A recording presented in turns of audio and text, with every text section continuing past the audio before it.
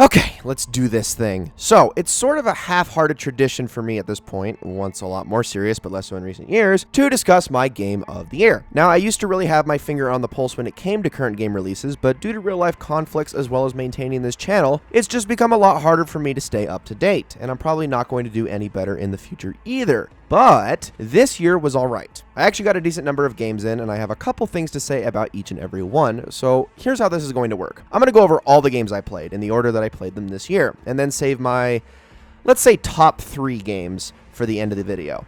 Previous recordings of this have run over an hour, and that's just not going to fly, nor does it really do a whole lot to say the things I actually want to say in this video. It's just bloat, so let's keep this as succinct as possible. Starting with the first game, and I say that word with massive air quotes, that I got to play this year was Dreams. I don't make that distinction in a derogatory sense either. I just feel like calling Dreams a simple game is a disservice to it. It's more like a creative engine. Dreams was first talked about all the way back at the very beginning of the console generation, and for years and years, I don't think anyone really knew what to make of it. We didn't even know what it was about. We just knew the team behind Little Big Planet, one of the flagship franchises of the PlayStation 3, was behind it, so we ultimately trusted them. I feel like it wasn't really until the closed beta came out in 2018 that we really understood what Dreams was. It's essentially baby's first creation kit, prepackaged with assets and giving you the tools to make a game that you won't be able to otherwise on the limited technology of the PlayStation 4 for the low entry fee of just $40. And although I didn't get to play around with a whole lot of this thing this year, due to loaning it to someone with far more creative talent than I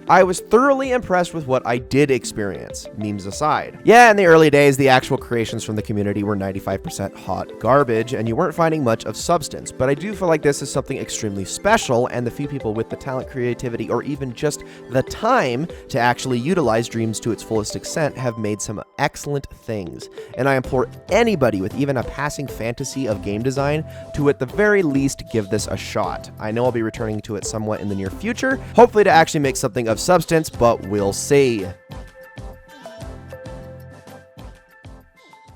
Skipping right on over the month of March for reasons we'll talk about later in this video, I just want to briefly bring up Bioshock the Collection. Now, I know that this technically released 4 years ago, and it's a compilation of games that are close to a decade old and older, but what we got this year was the Switch version. And that's what I want to very briefly touch upon, because I know the Switch is becoming quite the dumping ground for older games, and this is by no means one of the best cases of that either. But to me, this highlights a perfectly serviceable middle ground for what I would expect from Switch ports. Or heck, even just the bare minimum if we want to get technical about it, because so many Switch ports have been borderline unplayable due to a lack of testing before just being tossed onto the eShop, and it's getting pretty darn annoying. And, you know, that's certainly a symptom of some wider problems with the eShop as a whole as well, but I'm not going to get into that. But I'm also not going to tell you that the port of this collection was amazing or anything either. It just did the job perfectly fine. I played through both Bioshock 1 and 2 on the Switch this past summer, and I skipped Infinite because I don't really like that game all that much, but I enjoyed the first 2 thoroughly. It looked fine, and it was honestly quite playable on the Joy-Cons, which for me and my massive ape hands is a huge accomplishment, especially for a first-person shooter, and the frame rate was overall very consistent. It is what I would say the benchmark for these sorts of ports, and I would hope that we continue to expect nothing less than this. Just at the very least, the same experience as we would get on older consoles, not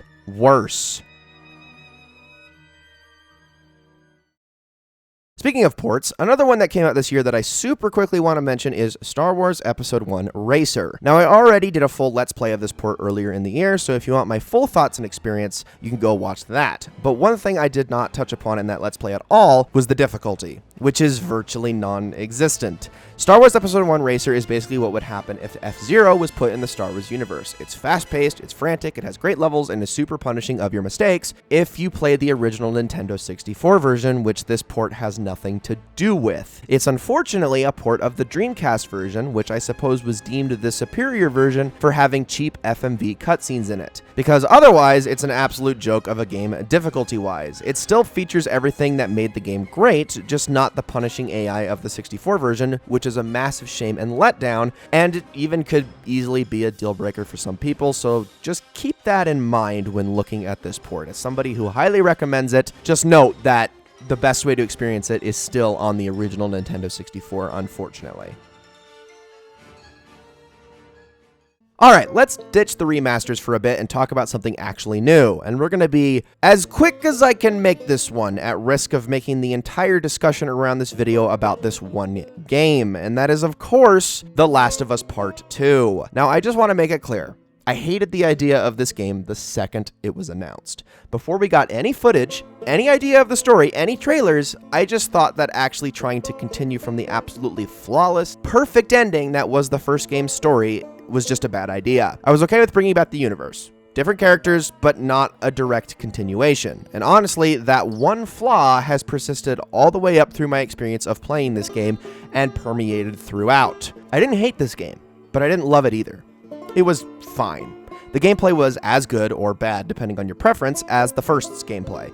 The story was, for the most part, well told, well presented, and mostly well voice acted. But my other biggest issue with this game, and a totally subjective one at that, is that it's just dismal. It's depressing, bleak, and not even in an interesting way, in my opinion. It genuinely breaks you down, and if you're not receptive to those kinds of emotions, I don't think you'll enjoy this. Personally, in a year that was as awful as 2020 was for numerous reasons, on top of the absolutely horrendous discourse that surrounded this game that I won't even be getting into, being given such a dehumanizing, monstrous, and deplorable depiction of a story like this was the last thing I needed. I don't usually care for these sorts of stories to begin with. It was just not a good time. It was all parts either boring or simply distressing, and to me, that's not interesting. That's not thought-provoking. I played this game just to play it, and I'll never do that again. But don't worry though, because The Last of Us Part 2 was not my most hated, nor my most disappointing game of 2020. In fact, this might be the actual most controversial part of the video, and that's that I cannot stand Doom Eternal. As somebody who absolutely adored the Doom 2016 reboot, so much so that it might be one of my favorite games of this entire last console generation, I was extremely excited for a sequel, seeing so much potential for it in the wake of the masterpiece that was the first game. Yes, give us more weapons. Yes, give us more of the you I don't care Doomslayer traipsing around a deep and interesting story he won't let play out the way it's supposed to. And yes, give us more of that beautiful, beautiful camp. So imagine my utter shock when almost none of these things were given to us in the sequel, but instead the few parts of what Doom 2016 that were only fine due to their simplicity and almost lack of presence were then the parts massively expounded upon, AAA-ifying Doom and adding a whole mess of progression and upgrade systems you would find in another bullshit open-world Ubisoft game that has no place in Doom. Look, I get it. I get that a lot of people like these AAA formulas. There's a reason these sorts of games sell so well, and that's fine. For you. More power to you. But the reason Doom was so awesome was because, for the most part, it bucked that trend. No, didn't even buck. It straight up punched him in the face. Everything I love about Doom 2016 is exemplified in that opening cutscene where Samuel Hayden lectures the Doomslayer. He cracks his knuckles, punches out the communicator to shut him up, and we get the title screen. And then he readies his shotgun, and that's it. That is Doom. Doom Eternal does none of this. It's meandering, pace-breaking, it has hub locations, so many boring progression systems. I should never spend as much time in menus in a Doom game as I do in this one. And the platforming, why is there so much platforming? It's Doom. I want to shoot, I want to rip, I want to tear. And this game is so reluctant to let you do these things. It's bloated in exactly the wrong ways a Doom game should be. The only credit I can give it is that when those combat moments actually do happen, it's more difficult, it's more frantic, and it feels more old school in that regard, but that's where my praise of the sequel begins and ends. You can count me out of this series if this is the continued direction.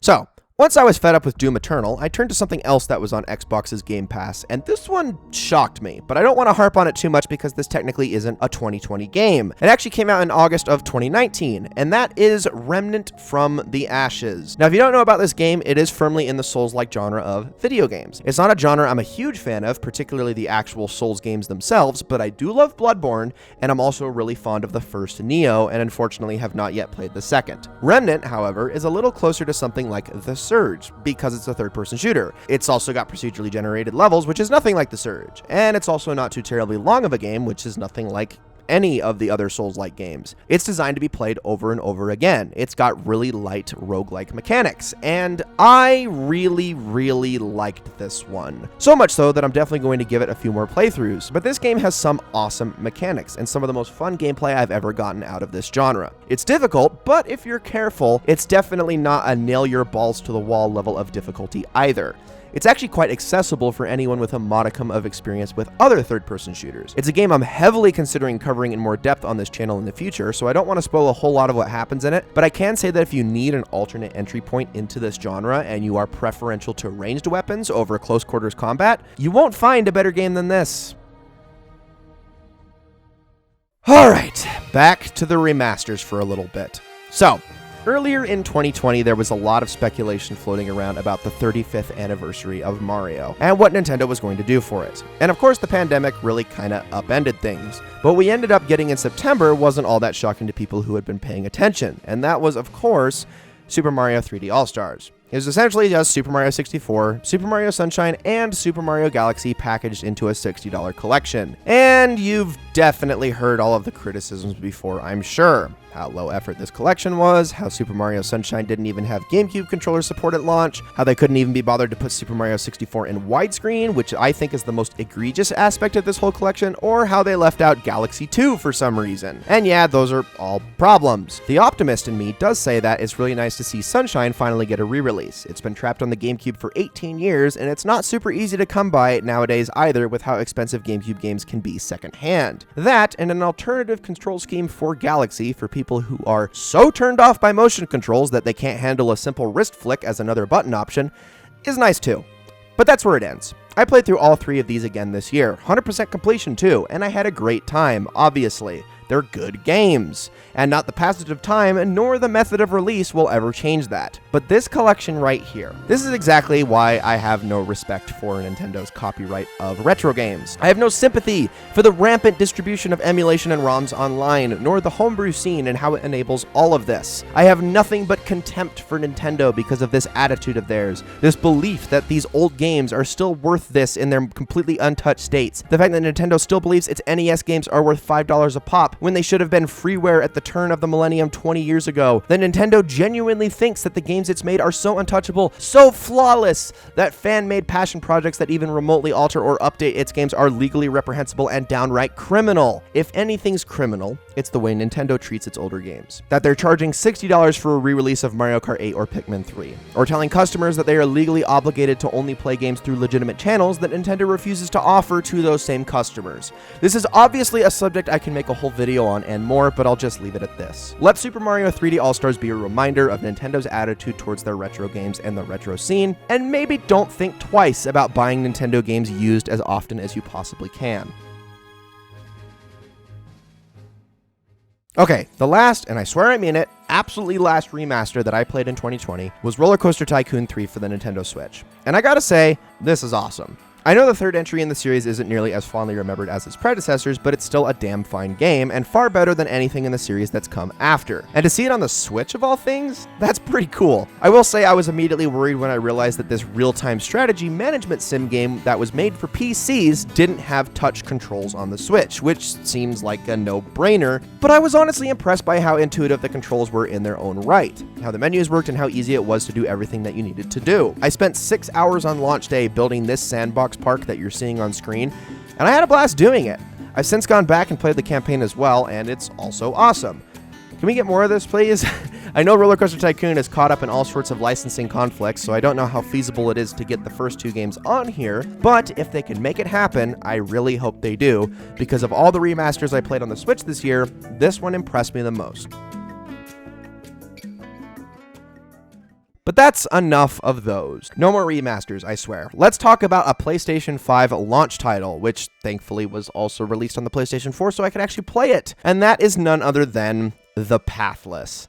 This is the second game made by Giant Squid, the creators of Abzu, which is a studio made of several ex-developers from that game company before their foray into the mobile scene with Sky. Basically, what you need to know is that these are the same people behind masterpieces like Journey and Flower, and the Pathless is better than all of the games I just named. Now, as somebody who has railed on how much I love games like this in the past, to not put this in my top 3 is not a decision I make lightly. In fact, it very well might be, but this game is so fresh in my mind that it's really hard for me to say for sure, and remains to be seen unless I delay this video for a few more months, which I don't want to do. All I can say is that the Pathless is definitely the most involved game these people have made yet, mechanics-wise. While still very simplistic, the Pathless is all about movement and flow, something I highly value in a good video game, all on top of presenting you astounding visuals thanks to its wonderful art style. This is one of those games that I feel like people who are in fact fond of artistic experiences are going to adore. It's not very hard, but it's more mechanics focused than other games within the same vein. Trying to pillory the Pathless as a walking simulator simply won't fly, because it truly is a platformer. It has combat mechanics, but the boss fights, and yes, there are boss fights, are some of the greatest spectacles I've seen in this medium in a long time. Please don't let this game fly under your radar, and if you're waiting on a PS5 before you try it, just buy it anyway, because the PS4 version gets you the PS5 version for free, and that's a deal I think everybody should take. Okay, this is the last game I want to discuss before I get into my top 3, and I also don't have a ton to say about this one because I haven't yet finished it, but it is certainly worth a mention, and that is Hyrule Warriors Age of Calamity. Now, real quick, I want to say that I'm not a huge Breath of the Wild fan. I understand why people love it so much, and I don't think it's a bad game by any means, but it is definitely not my favorite Zelda game. Not even close. I'm also not a huge Dynasty Warriors fan, and as such, the first Hyrule Warriors never really had my interest, so I never played it. After playing Age of Calamity, however, I might need to rethink that because I absolutely love this game. If there's one thing I do think Breath of the Wild absolutely nailed better than any previous game in the series, it's the presentation. The visuals, the world, and character designs, they're all phenomenal, and Age of Calamity takes that, adds extremely fun and satisfying gameplay mechanics and some of my favorite characters and representations of recurring characters, and mixes it all into one satisfyingly tasty bit of gumbo. I really like this game. It's easy, yes, and it's also mindless. And yeah, the frame rate dips sometimes, which is unfortunate, but gosh, it's just so fun to look at and play. It's visually beautiful, and again, I love the character designs. It's just sort of a best of the things that make the Zelda games so endearing, but with gameplay I vastly prefer to the mainline series tacked onto it. I should stress that the gameplay is not the reason I don't like Warriors games either. It's more so Koei Tecmo's utter laziness and apathy with their IP that makes for ridiculously shallow experiences. But apparently, when they're given someone else's IP, they know how to make a damn good game. Yes, it is still pretty shallow, but not in a way that won't last for at least 15 hours. If this was a 60-hour game, sure, it wouldn't work. But for a burst of excellence, visual flair, and fun storytelling, Hyrule Warriors Age of Calamity is pretty awesome.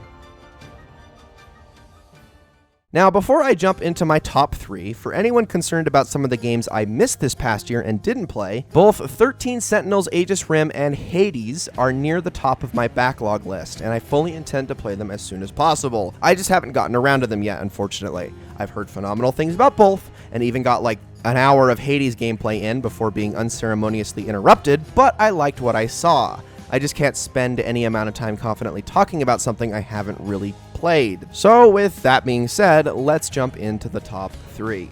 Good luck. You can dread it, you can run from it, but in the end, the what will surely be an infamous year that is 2020 is borderline culturally inseparable from Animal Crossing New Horizons. Even I couldn't avoid putting this game in my top 3 because the simple fact of the matter is I played this game the most this past year. Over 300 hours of my time spent gaming in 2020 went to this. A game that, in hindsight, is one of the weakest entries in the series, but has such strong aspects to it that it's hooked everyone like a fish, pun absolutely intended. I went into New Horizons with the perspective of somebody that has played every single Animal Crossing game except for New Leaf. I know, that's absolutely crazy. It wasn't the game itself's fault, it was just the fact that the 3DS never really caught my attention while it was still relevant, but I digress. I didn't have the same expectations going in that New Leaf vets had, and while I did notice a lot of the things New Horizons took out, such as longtime characters and furniture sets and such, I still can't fault Nintendo for releasing it the way they did at the time that they did. I mean, 2020 really was the perfect year for this game, and March was kind of the best time to release it at, so yeah. I love the way this game began. It had a much better introductory sequence than previous Animal Animal Crossing games, and I love a lot of the new systems that were added, especially the terraforming mechanics. I love how open-ended everything about the game is, except for the crafting mechanic. This is something that was really fun and cool for progression's sake early on, but the moment you hit the, what I guess you could call end game, it just became an inconvenience and annoyance, and still is to this day. But really, I just spent so much time with this game that I have almost nothing but fond memories of it. I'm firmly off the train now, and haven't touched the game much in the past few months, but I truly think that this game, of all games, was perfect for the context of the time.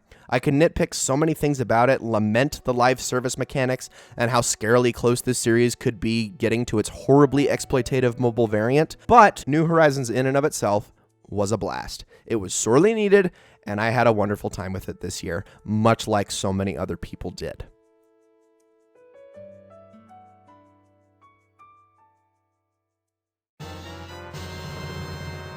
Talking about my second favorite game of the year at this very moment is tricky for me. Partially because I do have a Let's Play of it in the works that's right around the corner, and don't want to spoil too much for the sake of my in-depth thoughts on the game as we go through it. But also because I actually have way too many things to say. If there was ever a game that feels like it got completely shafted by the wider discussion in the abhorrent games industry and the media, it was Ghost of Tsushima. How it got irreparably tied in with some absolute smooth-brained moronic discussion of other games, I'll never understand. Because this game does not deserve it. It should stand on its own.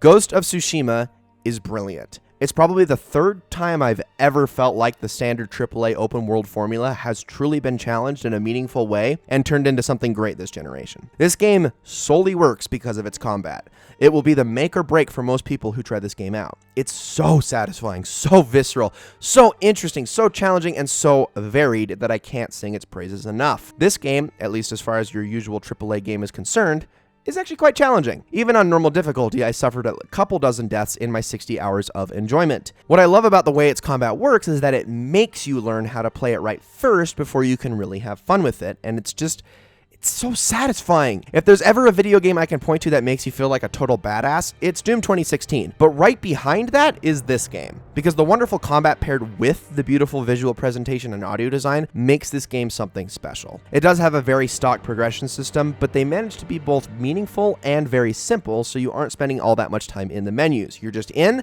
you're out, and you play. I think some people might take issue with the very serious nature of this game's story as well, which is heavily inspired by early Japanese films such as Seven Samurai and The Hidden Fortress. But I feel like this is one of those cases where it's acceptable if you've been playing a lot of modern games. During the PlayStation 3 and Xbox 360 era, games were notoriously dull, dismal, bland, serious, and edgy with their presentation, so the few games that knew how to have fun stuck out tremendously and everybody loved them. This generation has had very much the opposite problem, where every game is trying to be like Overwatch, or Fortnite. Silly, bouncy, cartoony, campy, you name it. So the really serious games stick out instead, but usually not in a positive way still. Ghost of Tsushima, however, doesn't do serious poorly, nor is it depressing or sad. It's just a drama, with both happy and sad elements sprinkled throughout. It's some levity, and I think it's very much appreciated. This is probably my favorite Sony first-party game of the entire generation, right up there with Horizon Zero Dawn, which was and still is my favorite game of 2017. And much like Horizon Zero Dawn, Ghost of Tsushima was just a very pleasant surprise, and it would have been my 2020 game of the year were it not for the inevitable.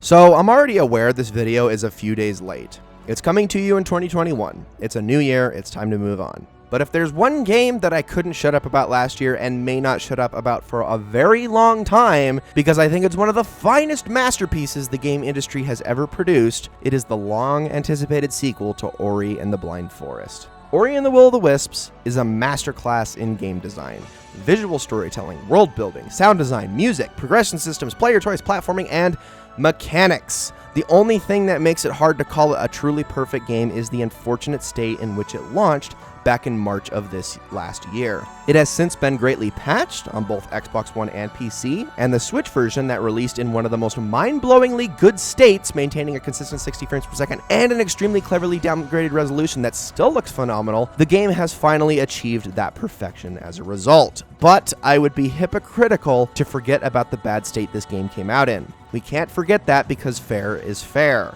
But technical issues in the beginning aside, I have nothing but praises otherwise to sing here. Ori and the Blind Forest was already one of my all-time top 3 favorite games before its sequel came out. I loved it to death, and it was that perfect mix of Metroidvania mechanics, difficulty, and art direction that made me fall in love. But I do understand at least a couple of the small gripes people had with the game, particularly a few trial and error sections. The sequel has none of these issues, and improved upon so many things I didn't even know needed it, particularly the way the combat is handled. Whereas Blind Forest used sort of a surrogate little wisp as a means of attack, in Will of the Wisps, it's all Ori. And it's strong, and it's tactical, and it's visceral, and I love it to pieces. You can just smack things, and it feels good, it looks good, it sounds good. Every action you take in this game does all of those things. Another thing you need to know about me is that gameplay is key. But to truly elevate something into the realm of masterpiece is to have that phenomenal gameplay and then give it visual flair. Not realistic visuals, artistic visuals. Okami is still to this very day my favorite game of all time for this exact reason. But Ori and the Will of the Wisps might be the best example of what I'm talking about that the game industry has ever produced.